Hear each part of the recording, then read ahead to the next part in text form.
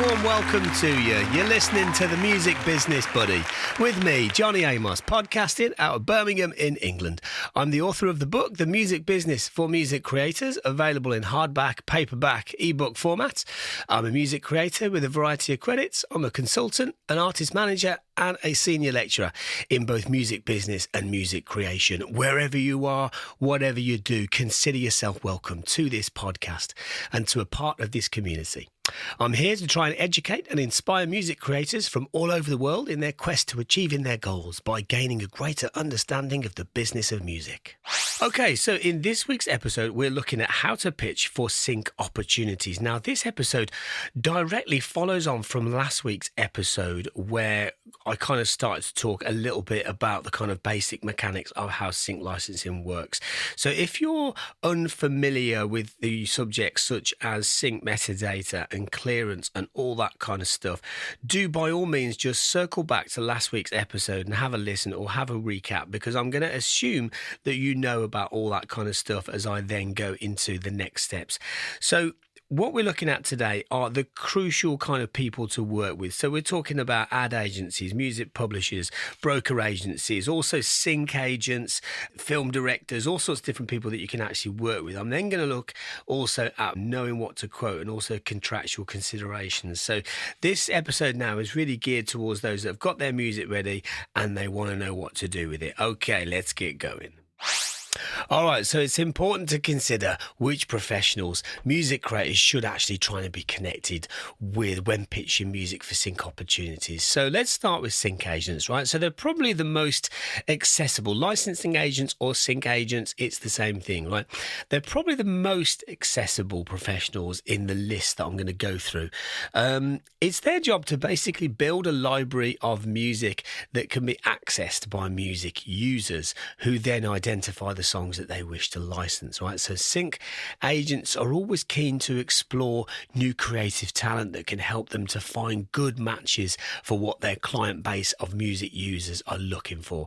So sync agents work with record companies, with music publishers, with independent music creators across a whole wide range of styles and genres. It's advisable probably for music creators to pitch their music to sync agents along with a brief outline of how their music can aid visuals. I know a lot of people that have had success that haven't done that, but just from my own experience and in my observation of many others in recent years, I just find that it strengthens the pitch if you can tell them where it can be used. They might have their own ideas as well, but it certainly helps and it tells them that you're serious about what you're doing. It can also really help the sync agent to realise the potential in the song and where it could be placed. It might be that they listen to something and they go, I don't really know where this fits. Oh, yeah, it totally fits for that. Okay, yeah, we can work with this. And it might be the difference between them wanting to work with you and not. Sync agents, they can vary in scale and size from kind of small boutique genre specific companies with a small and very manageable kind of catalogue right up to sort of high level kind of heavyweight libraries that supply to motion picture productions in Hollywood. So while some sync agents like to work with an artist's wider body of work, most prefer to work with independent music creators on a more of a kind of song by song basis by offering single song deals to exploit a particular song and recording of that song. So there are a range of sync agents that operate with creators on a global basis, and many can easily be found through sort of internet search engines or on industry listing pages. So if you're not sure where to start, just start simple, right? Just go onto Google and just type sync agents followed by a country name. So like USA, UK, Denmark, Germany, etc. Just sync agents followed by that country, and just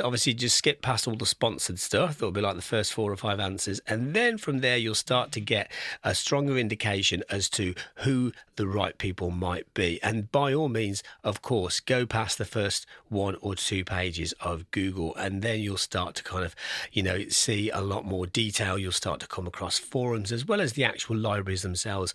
Look at them, go on their websites, see the kind of stuff that's already in their library. It might be they have a sign-in process where you can actually look look at some of the songs that they've got or the kind of success that they've already created, what kind of TV shows or ads, etc., that they've worked with, and it'll give you an idea of the kind of stuff that they sign and how to work with them. There'll also probably be a submit my music or contact page somewhere where you can understand their submission policy.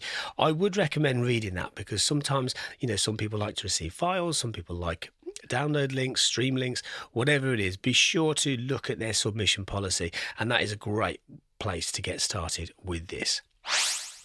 Okay, there are also a growing number of what I refer to as kind of broker agencies. Now, there's a growing range of, let's say, music sync companies that aim to connect music creators with opportunities for their music by collecting and receiving leads from multiple music users. So that could be music supervisors or ad agencies, and making them all accessible to music creators on a kind of subscription basis, right? So places like Music, X-Ray, Taxi Music, they've established themselves in that sector and have proved to be quite valuable in connecting many music creators and rights holders with, music sync professionals, or even sometimes directly to supervisors. Now, these companies can play a crucial role for many music users as they tend to filter out unsuitable pitches on their behalf.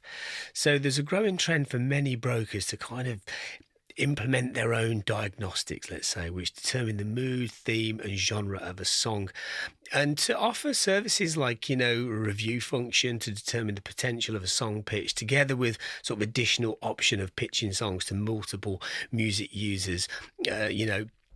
Now, I'm not here to say whether those services are right or whether they're wrong, but they do exist and they have definitely yielded positive results for many, many people.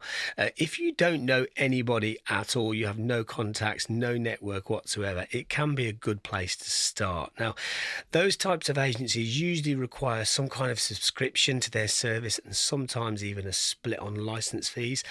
In many ways, for music creators, this option is comparable kind of to working with a music publisher or a sync agent, but you are paying them, which is not necessarily a bad thing, as you have the flexibility in your rights as opposed to being restricted to just one company's pathway.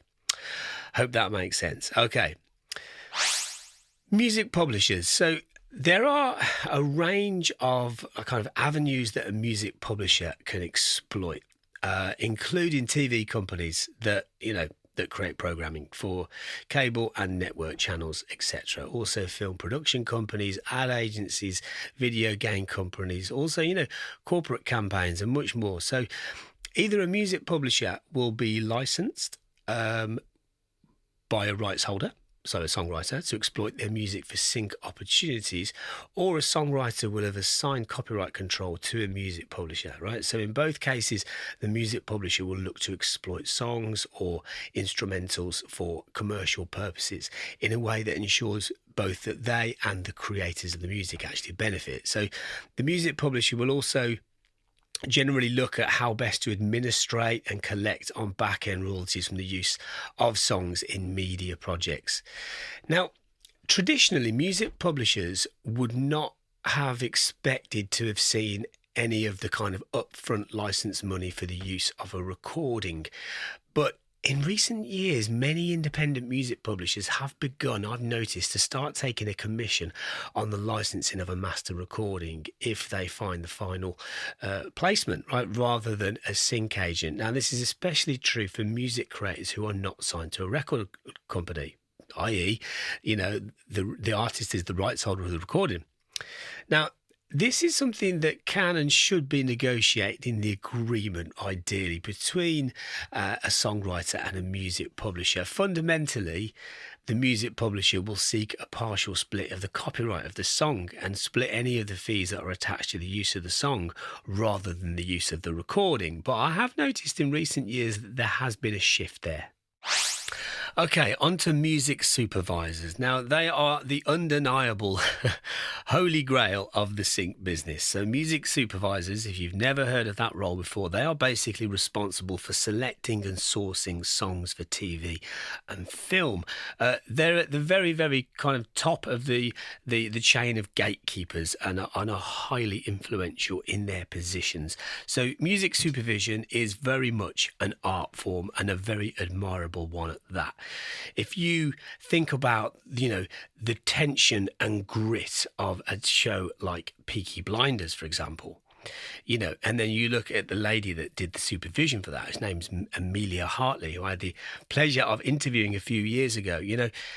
She's just brilliant at what she does. I mean, the production's already there. The music comes at the end. That's generally how it works. But some of the choices that she made, her team made on that TV show really helped to kind of not save scenes, but certainly embellish certain characters and certain scenes. There's other examples that we could pick.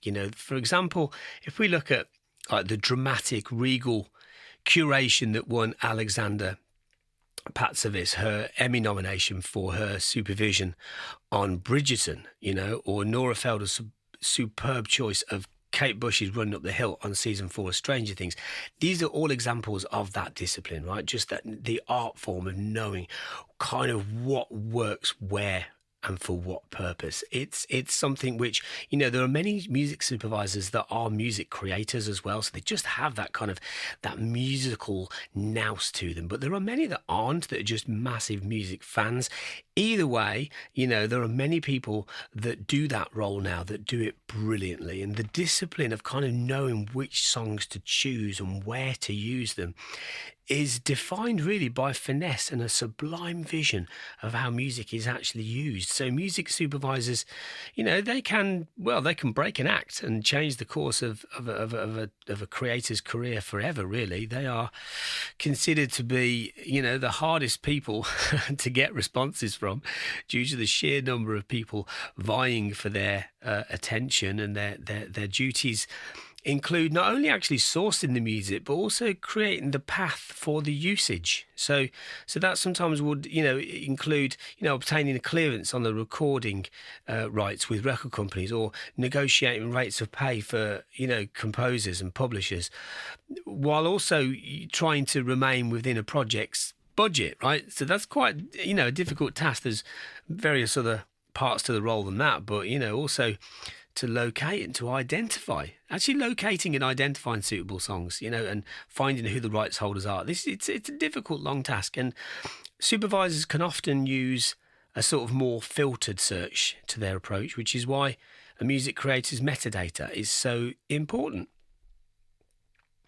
Okay, what about ad agencies? Now, ad agencies have often been a bit of a goldmine for music publishers and songwriters over the years, but I'm noticing a lot of new terms these days, such as digital agencies or branding agencies, or they're often referred to as creative agencies. But in essence, these are companies that design and execute marketing plans for businesses, right?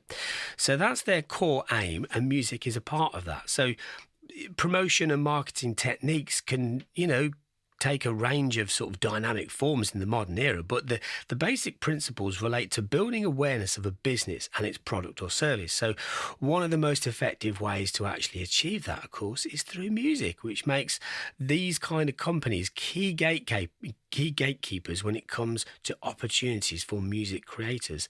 And there's a plethora of businesses across a range of sectors that could be used as examples of successful brand and band alignment. Very often a lot of companies will want to break an act. Bacardi did it a few years ago. There's been many companies over the years that have done that said, let's sign something here, let's work with an act and actually push that act as well, because it kind of aligns them with youth culture. It gives them a sense of coolness, a sense of kudos that they wouldn't get through something else outside of music. And ad agencies can be a really key, pivotal partner in making that happen. We should also probably talk about film directors here, because they can often play a pretty key role in the use of songs for movies. So, it can sometimes be the case that maybe a film director hires a music supervisor or music supervision team to kind of find and clear songs for many parts of a film project. But it's often the director who personally chooses the key song or songs for a movie theme and for its soundtrack. Wes Anderson is known to film film some scenes with very specific songs in mind. For example, Cameron Crowe also curated a very important scene of the movie Almost Famous by having many of the casted actors collectively sing the song Tiny Dancer by Elton John to enhance the emotion that was needed for that scene. So the recording was only partially used, in a montage scene, but the actual performance of that song was by the cast that were in that scene. Quentin Tarantino is also renowned for his great ear of music for much of his work, and songs are a very central part of many of the projects that are directed by Martin Scorsese too. I'm using some big names examples there, but it helps us to understand the bigger picture of how music informs them of their creativity. Okay, let's explore micro-licensing. So if anybody's never heard of this before, it's a really growing area of the music sync world. Micro-licensing is loosely defined as a subsector of the music sync market, which licenses music to independent web-based projects. So this is particularly useful for people like YouTubers and small businesses, independent filmmakers, or people that need music for their visual projects. Now, the cost for a micro license is much lower than what a TV production company or a video games creator or a music supervisor would be expected to pay, because of the usage of the music is limited to a much smaller audience. So while micro licensing does not pay rights holders as much as mainstream sync use, it does allow for music creators to actually have their music used on a non-exclusive basis in exchange for micro-licensing fees. Now, you combine that with audio detection applications like Shazam, which can lead, music consumers to instantly streaming a song that they've discovered. And this creates a lot of new pathways for music creators to have their songs actually discovered. So, micro-licensing is still a relatively sort of new thing, and it may take several years for it to fully develop, but particularly when it comes to the collection of payments for right holders. However, it's also worth mentioning that in 2022, YouTube incorporated micro-licensing into its YouTube Studio, which effectively allows uploaders to use a range of music provided by record labels and music distribution companies. And many, emerging music libraries accept submissions specifically for micro-licensing use. So this could be a good and growing option for music creators to explore when trying to establish new income streams. People should also, creators, I should say, should also ensure that they choose the right digital distributor when releasing music, because many distributors are now providing micro-licensing access to build numerous digital partners, which is why so many distributors now build in social media content IDs, Facebook content IDs, YouTube content IDs, etc., to deliver to social media and multimedia platforms as additional options. In essence, the gatekeepers for the use of music in micro-licensing sector are the public, those that are wishing to put those films together, etc. And they don't have the budget that a major production house would. So therefore, I've noticed that some distributors have actually started to move a lot more strongly into this. Okay, let's think about the contractual side of things, because there's basically two different types of contracts here, right? There's the sync licensing deal, which relates to the use of the song, and there's the sync master license deal, which relates to the recording of the song. So, like with many contracts, of course, things can differ, right, quite considerably in terms of, what the offer is to the music creators, but it can also depend on who you're dealing with. I mean, it could be a sync agent, it could be a broker service, a music publisher, or perhaps even a supervisor directly. All of that will dictate, how much money you're going to make, because it depends who else is making money from it, right?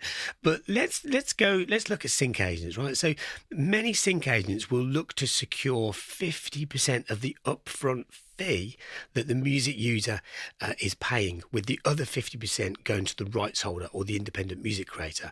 Now, some sync agents will not ask for any of the music publishing share of the back end of the royalties that are generated once a song actually, once a TV show is aired, while others will ask for a percentage split of the publishing rights for a set length of time. Now, Some sync agents will offer a kind of, an exclusive agreement. Some will offer a non-exclusive agreement, which allows the music creator to enter into similar agreements with other sync agents on a non-exclusive basis. But some sync agents will also look to retitle a song's recording. Now, this is a practice which you don't see as much of in Europe, but it's a term commonly used in the USA, whereby a sync agent gives a song's recording an alternative title in order for it to differentiate between its work and its work of another sync agent working with that same song.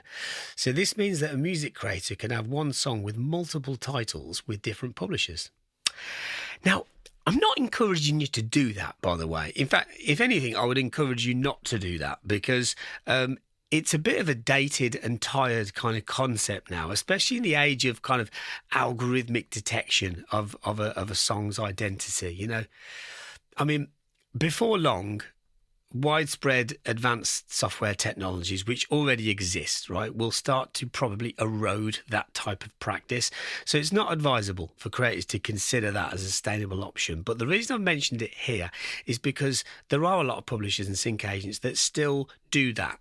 And I'm not saying you should or you shouldn't. It's totally up to you, but it's something to be aware of because it's common practice still for many to do that.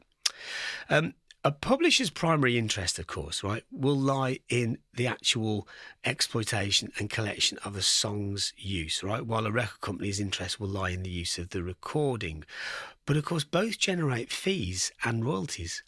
So the percentage split on sync placements with either a music publisher or a record company will be outlined in the actual contractual agreement that it enters into with a music creator. Now, broker agencies are usually quite sort of transparent about what their offer is to music creators. And it's always a good idea to read their website before you even consider pitching to them, so that you know what kind of deal you could be entering into if you actually work with them. So there's often, the subscription fee that's involved with a broker service, and sometimes perhaps even a percentage on a master license sync fee, although that will generally be a much smaller percentage than what a sync agent would expect. Generally speaking, a broker service would not expect to see any kind of back-end royalties, as they're remunerated through the subscription fee and also any split of the master sync fee. Okay. Knowing what to quote.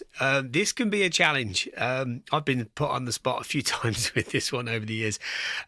Many, creators will have, poured their heart and soul, right, into creating something special and meaningful, which then becomes hopefully useful to others.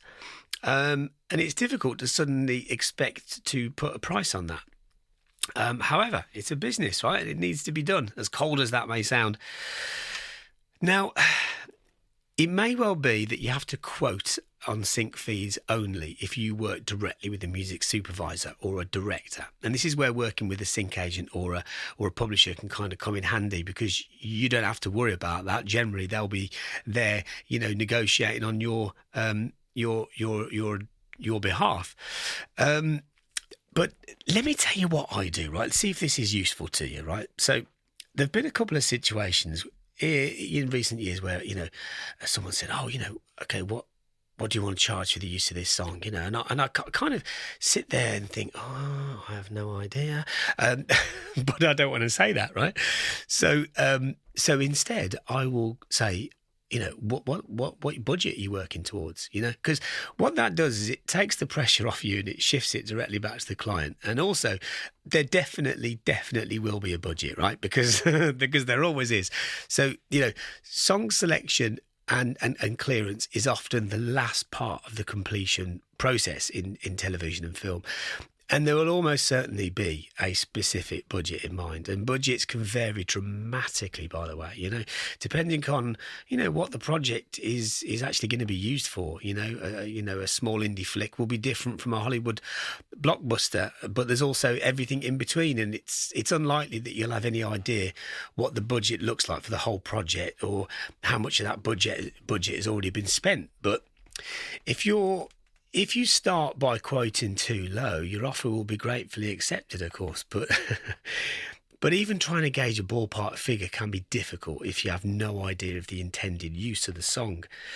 So it's also good to actually kind of consider, what what the ideas are in terms of how the show or the film will be licensed. It will give you an indication as to what that audience size then might look like, because the audience size will always dictate, the budget, So another consideration is also, what are you quoting on? It's likely that this will be an upfront fee which covers the master recording use rather than the use of the song. But sometimes it's both, and perhaps there's a separate fee for the use of the song, but perhaps not.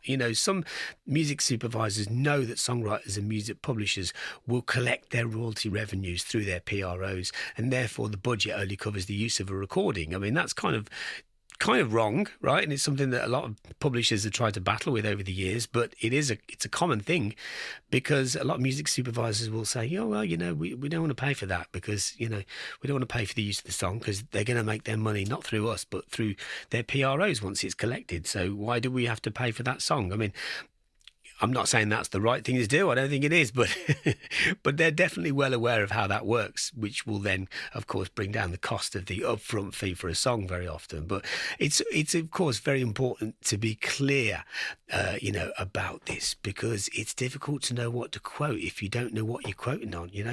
There might be also additional factors which contribute towards the fee. So, for example, full songs with vocals often command higher fees than instrumental versions of songs, or even the same song. So perhaps the song is quite central, right, to a story's essence, or it's pretty crucial to a specific scene or a particular character. So when dealing directly with the source, understanding how the song will be used can actually be quite helpful in determining its value to the user. Okay, right. So there's some thoughts on, on pitching and creating opportunities for songs, for instrumentals. Just remember as well, everybody, when you're pitching something, try to remember that you're not asking for help. You're proposing something that could be incredibly useful for someone that is doing their job. There's nothing charitable about it. It's just business. And I know I make it sound simple, but I wish someone had told me that many years ago. But anyway, I hope you find that useful in some way. So there you have it. Now, I did mention in the last episode, I'll mention it again, there are some crucial documents that can be very, very useful to you, such as producer release agreements, performance release agreements, otherwise known as working for hire agreements, Excel metadata documents, all of these things. Don't go paying for any of those things, right? You can just go to my website, jonnyamos.com, and just click on music industry resources, and you'll see on there's a whole page of resources that you can click and download those documents so that you can grab them and use them for free, which will help your clearance process and all that kind of stuff. Okay, that's enough for me from today. Thank you for being here with me. I hope you found that useful. Have a great day, and until next time, may the force be with you.